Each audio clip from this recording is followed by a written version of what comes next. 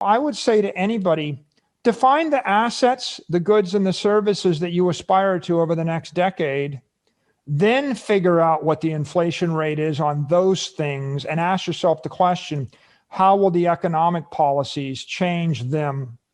Because if you wanted to retire with no risk and never work the rest of your life using a risk-free government bond, the price of that went up by a factor of 25. So some things are going up fast. It gives people an option, right?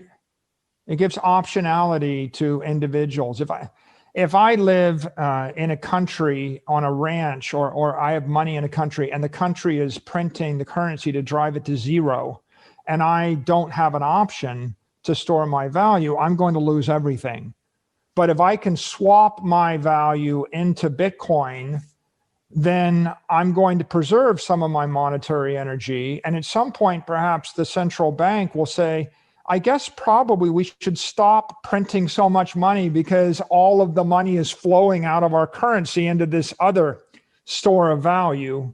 And that creates a check and a balance and hopefully some goodness, some virtue in the world, a good thing. And I'm reminded of a brilliant insight that Saifedean Ammous, the guy that wrote the Bitcoin Standard, he's writing a book called The Fiat Standard.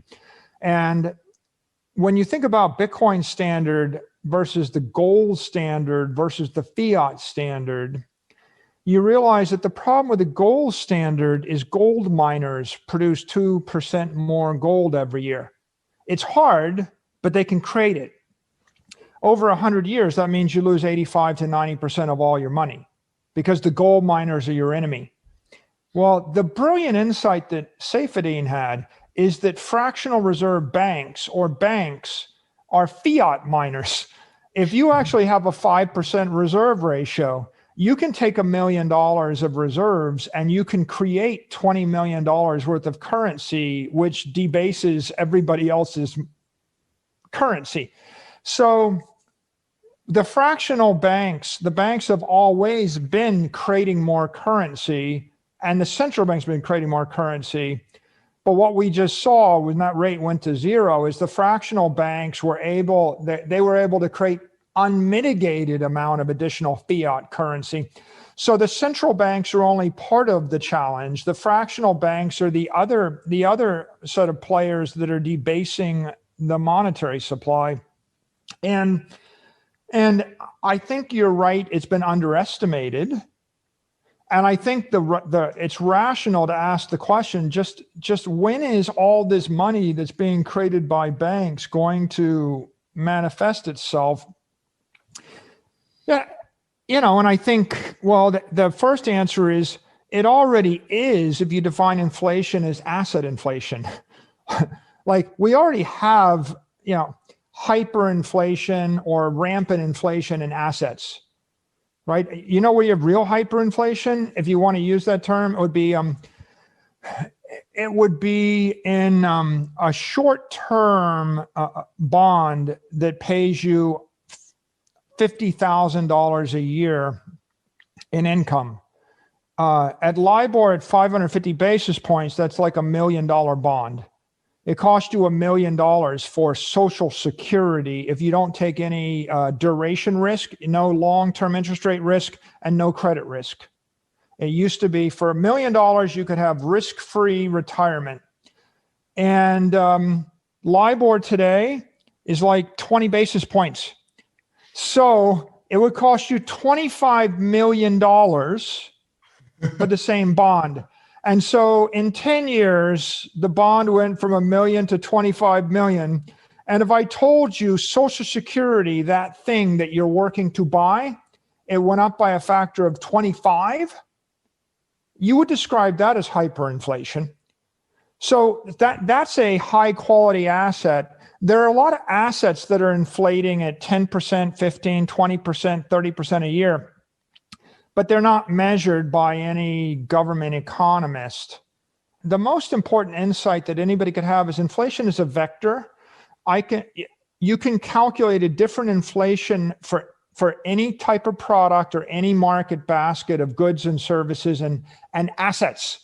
And if you don't include assets along with the goods and services in your market basket of desirables, you haven't established a relevant inflation measure or cost of capital to be concerned about. Every individual has to define the desirable market basket for themselves. If you desire to sleep in your parents' basement the rest of your life, then your market basket of aspirational goods, services, and assets will be different. And if you desire to be rich and have a yacht and a house and a jet, right, your market basket of assets is going to be different. So the inflation rate is a function of your aspiration.